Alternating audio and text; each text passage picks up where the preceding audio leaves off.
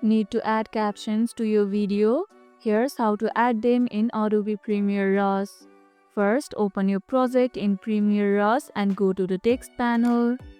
Click Add Text and choose a style that fits your video. Type in your caption text. You can adjust the font, size, color, and position using the controls that appear on the right.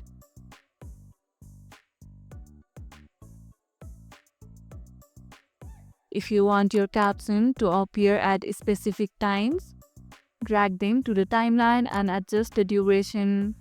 Comment below if you are adding captions to your video now.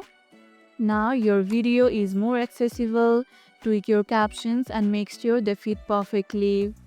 And if this video helped, hit the like button, share it, subscribe, and leave a comment. Thanks for watching, and I'll see you in the next one.